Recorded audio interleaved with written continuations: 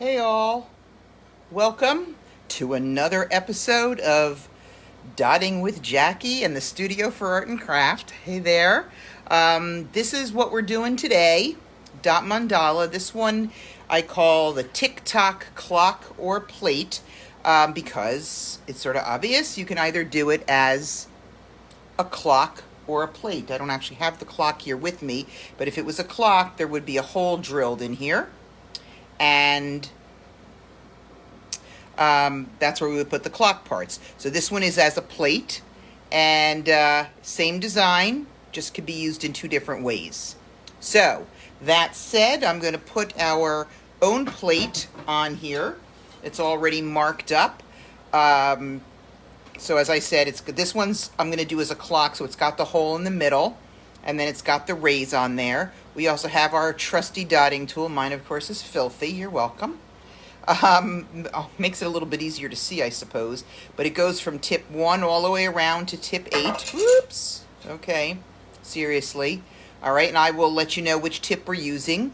You would have your damp paper towel. That's what you'll use to clean the tips. Obviously, I don't have one because my tips would be cleaner. Actually, here we go. I'm cleaning my tips now. Now I feel guilty. There we go.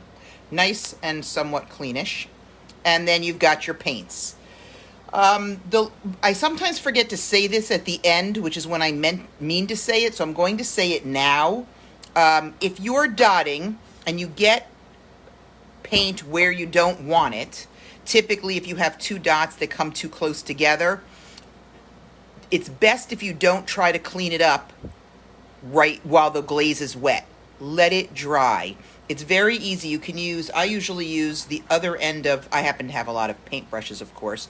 So it has this kind of a chiseled end. You could use this or a file, even a butter knife, and very gently, you're going to just scrape between the two dots and then just blow away the dust. Scrape, gentle blow until you make a line in between. And that's all you really need to do to separate your dots, to clean up a mess. All right, the kiln really magically takes care of a lot. If you find that perhaps in turning your plate or picking up and moving it with any kind of regularity that you have, oops, sorry, just seeing if I can get better light here, that you have scraped glaze off the side, then let us know when you bring the plate in to be fired, all right, so that we can fix that for you. So what we're going to do is we're going to start out with the most basic dip and dot technique. All right, if you were doing a plate where you don't have the hole in the middle, you're going to take your number 8 tip and in this case, I'll call it color A, which for us is yellow. I'm just going to do it here so you can see, and then just do that. Now, of course, now I have to clean that up because I don't want that glaze there, so I'm going to pick up my plate and blow it out. Okay, there we go. All right, but you don't need to do that if you're making the clock, because in fact you won't see a great deal of what's in what we're going to do it anyway, but you won't see what's in the middle because the clock parts will be covering it. If you are doing the clock, just so you know, the kit comes with the clock parts and the hands, and then we can also include a plate hanger as well if you want. So to get started, we just started with our middle. Now we're going to use tip 1. We're going to use that same color. And you see how we have all these different rays here? Well, every other ray, we're going to put a dot nice and close. So I'm going to use a pointer here. Nice and close to where this dot we just did, in the middle, every other ray. So tip number 1 with that yellow. So let's just say I picked this one to start on. I'm going to put a dot here, then I'm going to skip one, and I'm going to go to the next one and put a dot here. All right, and I'm going to turn. You'll know I turn, and you can pick up your placemat and turn. You could pick up your plate too. It's just hopefully your hands are clean. All right, and then so if we did this one, we're going to skip this one and then do this one. Skip, dot, skip, dot. I actually do this somewhat slowly usually because skip, dot. Make sure I'm skipping and dotting the way I want to be. All right, and then what we're going to do is actually go to our next color, which is a light color, and still using tip 1, we're just going to go in between. So the ones that we skipped, we're now going to put a little dot in there. One of the things to remember about dotting, I know I say this all the time, but it's just as a reminder, always dot lightly on your first one. Different glazes have different viscosities. Okay, by viscosity, what I mean is kind of like thickness. So even though you're using the same tip, they might come out differently. So I always dot lightly on the first one. The Jacqui rule is you can always add more, you can't add less. So I'd rather have a light dot and be able to just add a little bit more. And if you are adding a little bit more, if you want to fix your dot, quote unquote, I'm going to show you on one of these. Don't wiggle your tool around. Just place it right in the middle and just let more paint flow. It will round itself out. Okay? Now we're going to do the same thing, except we're going to move up to tip 2, and we're going to use our color A, which in this case is the yellow. And above the yellow, darker yellow we already have, we're going to put a larger dot, okay, with tip 2, all the way around. We put one just slightly larger. These are going to be kind of cascading by the time we're done. We're also going to do 3 rows. So, in fact, we're going to do the 3 right now, just so you can see what that looks like. And then we're going to go up to tip 3, and right above the one we just did, we're going to put a 3rd dot. All right, and it just gets a certain look. And guess what?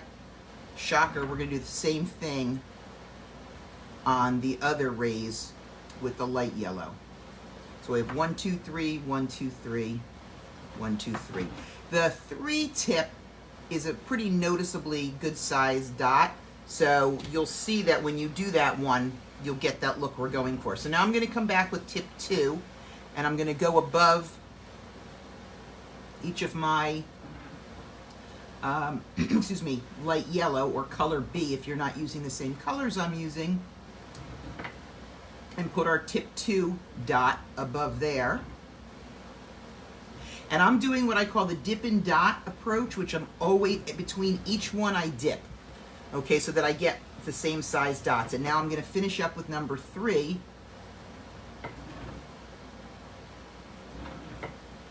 Right above there.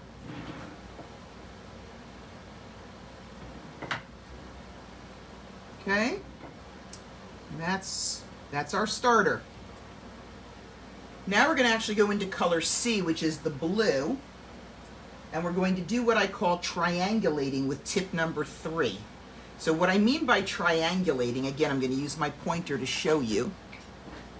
Seeing if we have any comments. Always forget to look.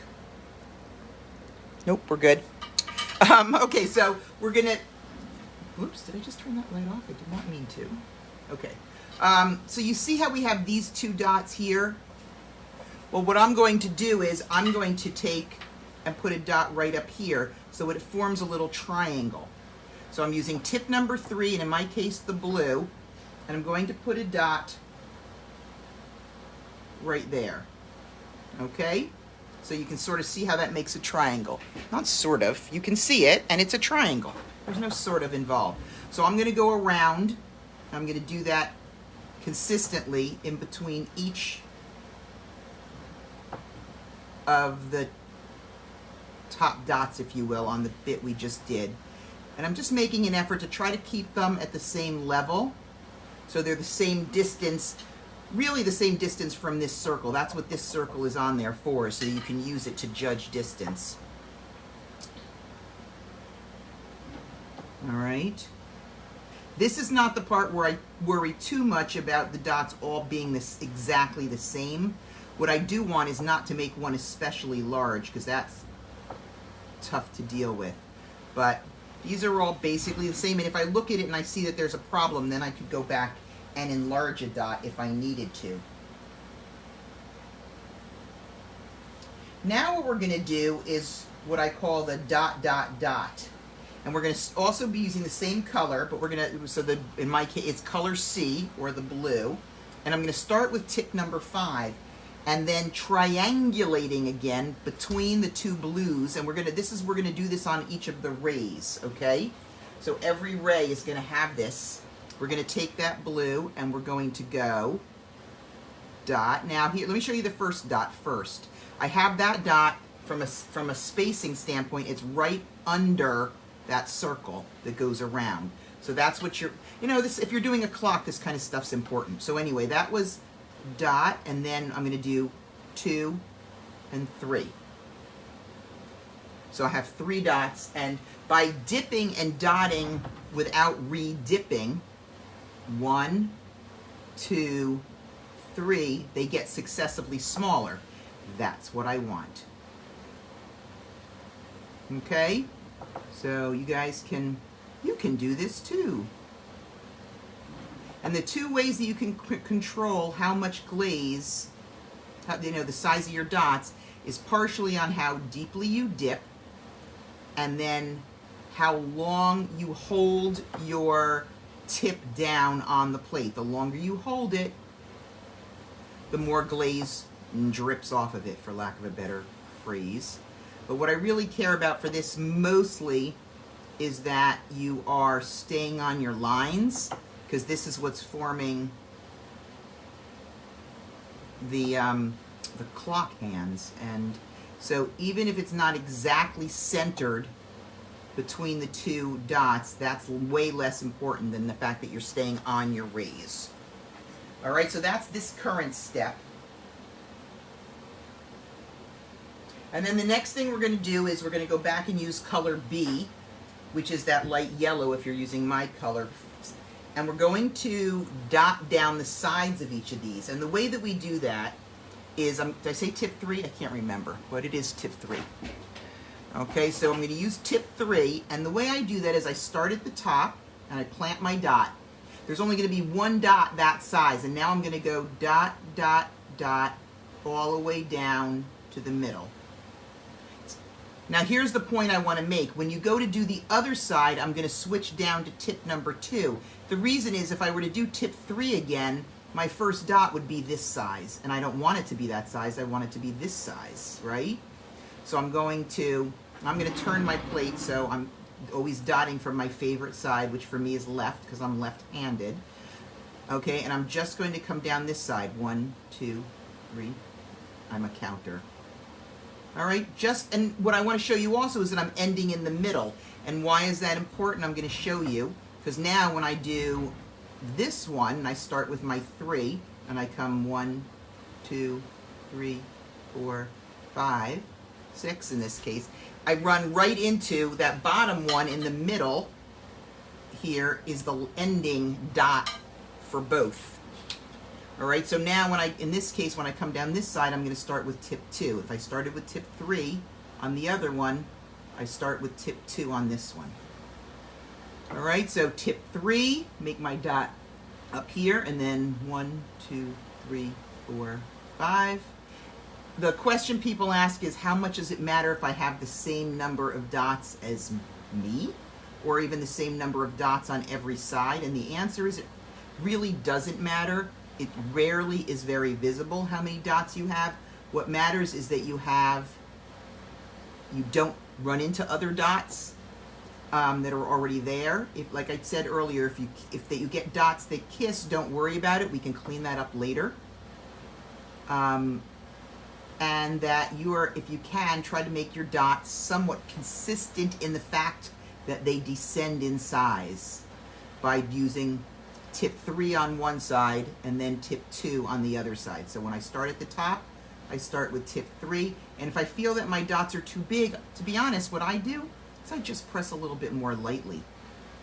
Now some people are very light dotters to begin with. You might not have these kinds of issues that us heavy dotters have, but pros and cons to both styles. But I usually will always do my first dot somewhat tentatively so that I have an idea of what it's going to look like. Now here's an example. You see how wonky this dot is? I don't want to mess with it too much. If I try to start pulling it out, to be honest, I run a really good chance of messing it up. So I could either just add a tiny bit more glaze or just let the kiln do its job and straighten it out. Kiln does wonders with this. It's one of the reasons why this technique works so great on pottery. Okay. This is kind of a nice starting place for us.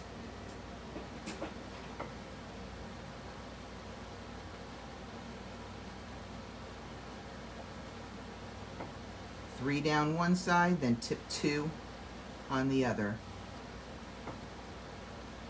Once you know kind of what it's, you get what it's supposed to look like, it's a little, you can just kind of, I'd say run with it, but, no running with dotting tools. I think that's a thing. Doesn't matter which side is your 3 and which side is your 2, because the whole point that you're doing this is that they come out the same. But that's what it looks like when it all comes together. Love it. Just had to say that. Okay? So that's what we wanted to have happen there.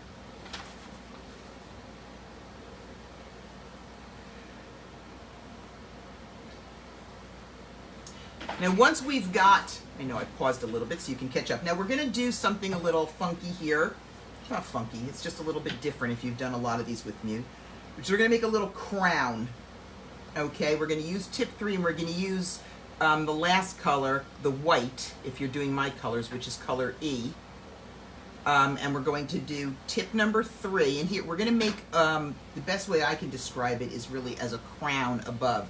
So in tip 3, I'm going to put a dot above here. I'm leaving a little bit of space. And then I'm going to put one over here and one over here. Both of these will be a little bit smaller. What I care about is my second 2 dots are somewhat the same size-ish. So I kind of look for that. So I have one up here, and then this one, which I don't hold for too long, and then this one, which I hold for a little bit longer, so more paint will drip down. All right, so white tip 3 here, and I can see that that one's a little small, so I went and grabbed a little bit more paint. Okay, so I'm just going to keep doing that. Tip 3 up here with the white, then one on one side, and one on the other side of that ray. Right on the ray, one side of the ray, one side of the ray. So I do all this without re-dipping, because I want them to be, I want the second 2 to be pretty close inside, but I definitely want the first one to be larger. And I control the second 2 by how long I hold them down on the plate. Yeah, when you have 12 rays like you do on this design, which you would need, of course, for a clock, that's a lot of repetition. But it's kind of what I like about doing these, because it's very, very relaxing. Very relaxing. Okay, that's what I got. Okay, cool. So that's our little crown.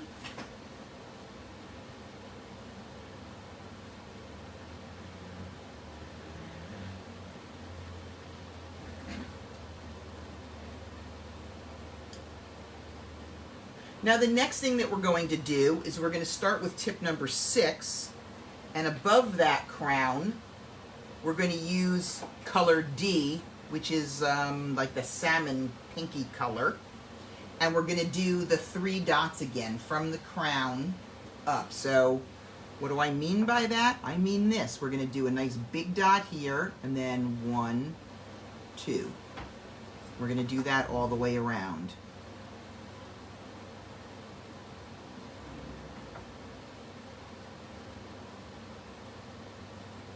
What I'm doing is I'm focusing on trying to get them to sort of be at the same height. The thing you want to make sure is when you're putting that first one down that you're not too close to the white and you're not holding it for too long, so that this dot, your size 6 dot, doesn't run into your little white crown that you already have there. So, you know, you can always just sort of dot. You can always add more, so I don't linger on that first dot. Notice the lack of lingering? Yes, very critical. And try to stay on the rays. That's what the rays are for. Can't tell time if we have a wonky clock. So that's our goal there, is to keep going up on those rays. These are the ones that matter. And now we're actually just going to take tip 2 and the white again, which is the E color, and we're going to do a 5 dot crown above that. So what I mean by that is we're going to start in the middle, and I'm going to put 2 on this side, and then I'm going to dip again. 2 is a very small tip, so I don't actually have to go down a size. Okay, and I'm just going to put like this little, I call everything a crown unless it's a teardrop, but I'm just putting 1 at the tip and then 2 on each side. 1 at the tip, 2 on each side. Then I dip for the second side. If I'm not sure, I just lose a little bit on that, kind of re-dot that top dot. So I did this one with a 1, 2, and then when I dip again, if I'm not sure how much I have, I might just take a tiny dot there, so I kind of get a feel for how much glaze is on my dot. 1, 2, again, 1, 2. Okay.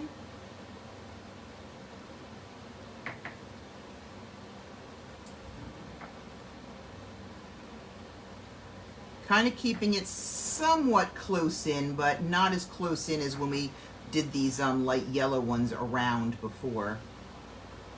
Oops, I didn't grab enough there, so I'm coming back, getting some more. 1, 2. 1, 2.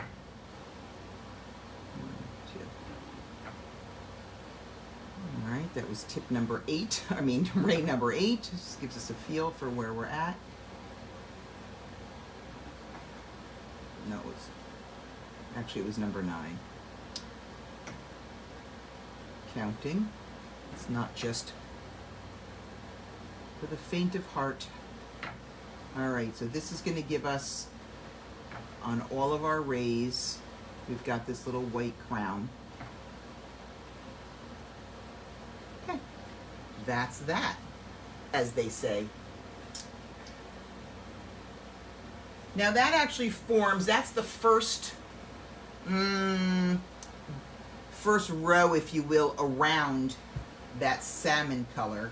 Okay, what we're going to do next is we're going to switch over to the blue with tip number 3, and we're going to do that again, and we're going to go, well, I'll show you, why tell you. We're going to do a very similar move, okay, but what we do is, let me make sure I'm on. Is when I start up here, I'm going to come around here, 1, 2, 3, 4, kind of going around the bottom of the white, but not too close, of course, to the salmon one that's there. And then you know what I'm going to do next, right? I'm going to switch to the size 2. I don't know if you knew that or not. Like, how well do you know me by now? All right, oops, if I need more, I'll pick up more. And then could come do the same thing on the other side. So I'm going to start with tip 3. Start up here, 1, 2, 3, 4, coming down sort of the top of the second salmon, then switch to this tip 2 to do this side. I always tip lightly until I know how much paint I have on my tip. Does that make sense, right? We're up here, 1, 2, 3, 4, tip 2, 1, 2, 3, 4. All right, and away we go all the way around.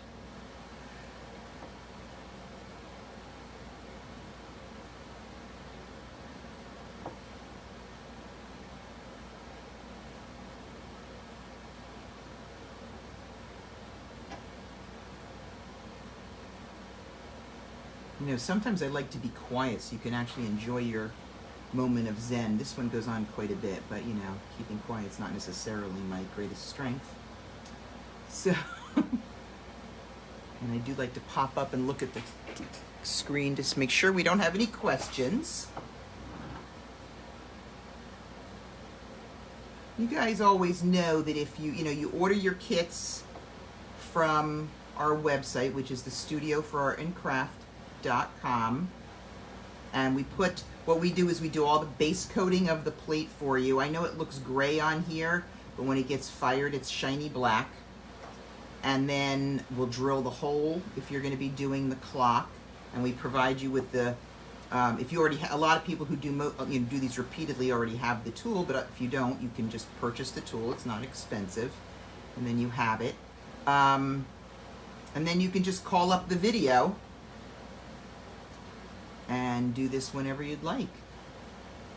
You can grab a bunch of friends. I always think this goes really well with a drink. Just not when I'm teaching you. Now I'm actually kind of paying attention.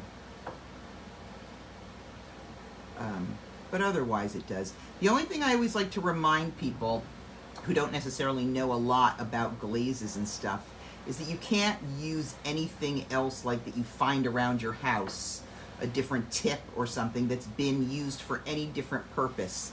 The challenge with that is that the pottery is very picky. When it goes in the kiln, if you have anything else on here, like if you were trying to use a nail dotting tool that you've actually used for nail paint, nail polish, or something you've used with acrylic paints or whatever, if there's any residue of that on there, it will make the glaze crawl. As I like to say, I'll know right away. So as soon as I open the kiln, I will know. So you definitely do not want to do that. And then the last thing we're going to do is go around all of this with the color B, which was the light yellow, and we're going to do that with tip number 4. Okay, so we just used tip number 3, so we're going to do tip number 4 and basically repeat the same pattern. Starting up here, 1, 2,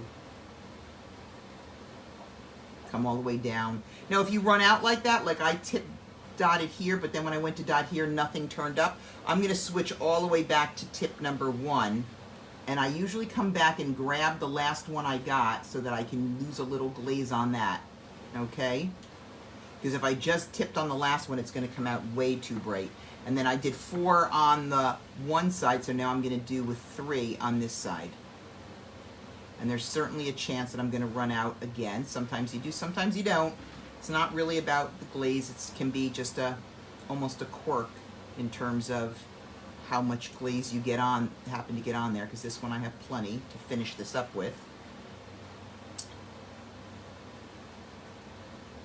But so you do need to pick up a decent amount of glaze for these steps.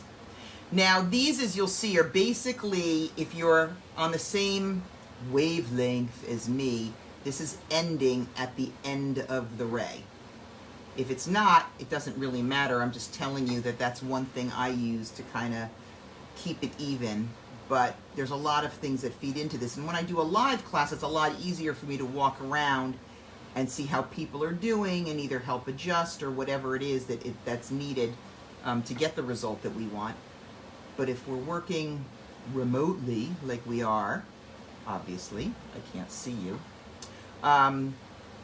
What I'm saying is, if you are on the same pattern as me, great. And if you're not, you just have to remember that. With this clock/plate project is very forgiving, so it's not like some other designs where it's really going to be a problem if you're much larger than I am.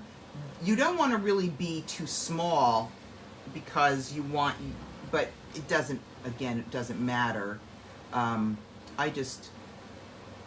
Just because you're trying to, if you're doing the clock, if you're doing the plate, it really doesn't matter. In case you're wondering, one of the tips to kind of keeping this in the point is putting the point up here and then coming in close to the other dots for going around. That helps to retain this more pointy look. If you don't do that, if you try to be equal all the way around, you'll have a rounder edge. The question is, does it matter? It really doesn't, so just so you know, no stress here. But that's how you get this look, is your top dot may be up a little high, but then your side dots are much tighter in.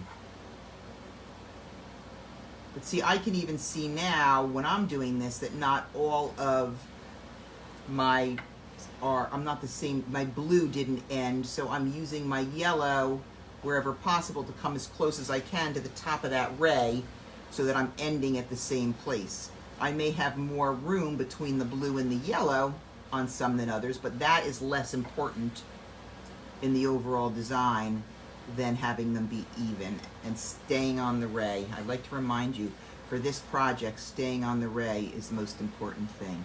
So this was a good example, the one I just did, where I'm starting high and then coming in close to retain that more teardroppy look. Okay. Pretty, pretty, pretty. Everybody doing good with that? Yay. Whoops, let me see. I tend to sometimes move over while we're running out of screen there. So, okay. So now once we've got that, we're actually going to do a little bit of white work. I like the white on the outside here because when you're using this for a clock, it really pops, and I think that's important when you want to try to tell what time it is. You do have the option to use a different color if you don't want to use the white. What I'm going to do is I'm going to take tip 6 and the white, and I'm going to put one dot at the top. And I'm paying a little bit of attention. Isn't that nice of me? Because I'm trying to, since I don't have any more ray, I'm going to use a pointer here just to show you what I'm talking about. I'm really making an effort to keep this all in line. So there's no rushing on this. You don't want this to be crooked. So think before you dot. Especially because it's easy for things to go offline. So just take your time so that your dot is in a straight line. Tip 6, I'm using the white, which is color E. I'm putting one dot above there. Okay. And then once I finish this with tip 6, I'm actually going to do the same thing with tip 7. So I'm going to just go up to tip 7 and do exactly the same. I'm going to put a dot above. Now remember, when we get into like tip 7 and tip 8, they spread a lot when you touch the plate. So give yourself a room for them to spread. Don't automatically, like I place it and then I squish. Okay, place then squish so that I'm not too close to that dot before me and that I'm not running into it. If you do, as I mentioned in the beginning, all you would do is use something with a sharp edge and just lightly. The reason it's important to scrape lightly is you really don't want to scrape up this base coat. I can't tell just by looking at your plate if you scraped away your base coat, unless you scrape away so much that it's white underneath. But if it's you've only scraped away, so the less of the black that you scrape away, the better. So anyway, that was tip 7, and now we're going to do the same thing with tip 8, okay, to finish this off. Tip 8. All right, right above there. So you just use your sharpish edge to scratch a little bit, to just, you're trying to scratch away, let's say it was happening in the white. You just really want to scratch some white away so that we can see the black underneath. I think that's the best way to describe what the cleaning up process is. And then just blow. But that's why you also want to wait until this is dry, because even if you want to wait till your whole plate is dry, because if I started doing it, let's just say now, if I was doing it for something in the middle where it's dry already, but I blew it, it's going to blow, it could, I don't know where it's going to blow, but it could very easily blow into wet paint. Now I've just made more of a mess, you know, which happens in my world, but I'd rather not. And the last thing we're going to do on this long ray is starting with tip number 4. That's not true. Is it tip 4? I guess it is. I wasn't thinking it was. I'm going to check that out. And we're going to use color D, which is the salmon, and we're going to do what I call a half a teardrop. So I'm going to put, make sure you can see this. Okay. Put a dot up here. I'm going to start with a larger one. I'm going to start with tip 6. I don't like tip 4. It's too small. I want it bigger. And then we're just going to do really kind of a 1, 2, 3. Okay? And just stop right there. So we're just coming around one side. Dot up here. And then a little half. 1, 2, 3. Just adds a little personality at the end. 1, 2, 3. And just do that all the way around.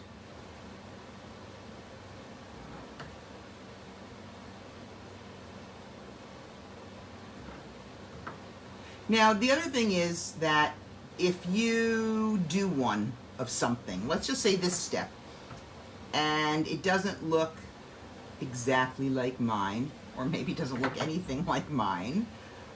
It's that unto itself doesn't really matter. You just, unless you've done something horribly wrong that you're going to want to fix, you can basically just repeat what you did, because what's important here is, most important is that it's consistent. Okay?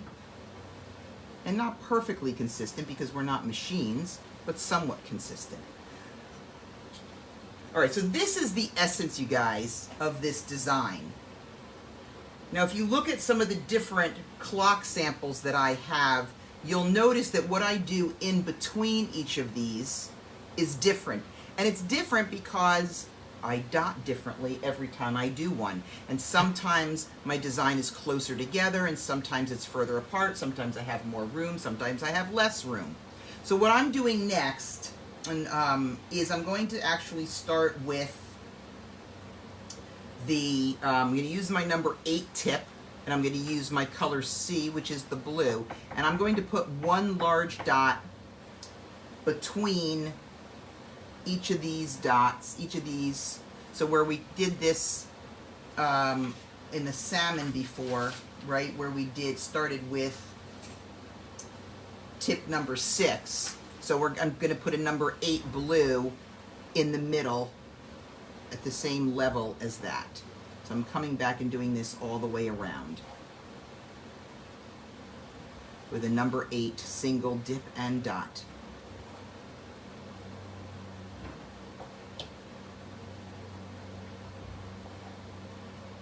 All right.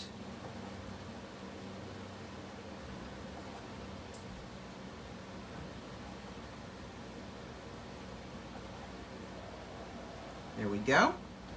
And then the last thing I'm going to do on this one is I'm going to do a little dot, dot, dot. And I'm going to start with my tip number 4. I'm just going to use my tip 4. I'm not starting with it. And I'm going to use the same blue color, which is my color C. And I'm going to go between each of these teardrops. And again, pick a place to start. I tend to start with this at the level of this third dot, like right about here. And I'm going to do 5 dots. 1, 2, 3, 4, 5.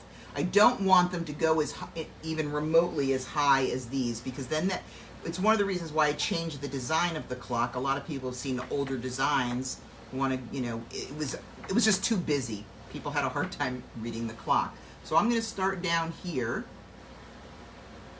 That's the wrong tip, so I'm not going to use that. I said I wanted to use tip 4, and I used tip 3. Silly. So tip 4, and then I'm going to take my time because I want it to be straight. 1, 2, 3, 4, 5. Okay? 2, 3, 4, 5. I promise not to count out loud forever. Just making a point here. Although I probably should count out loud for my own sake. Now, if you don't like this as a decorative bit, you could do something else in here. You could put a single dot in here. I like these because they add pizzazz without interfering with the functionality of the clock.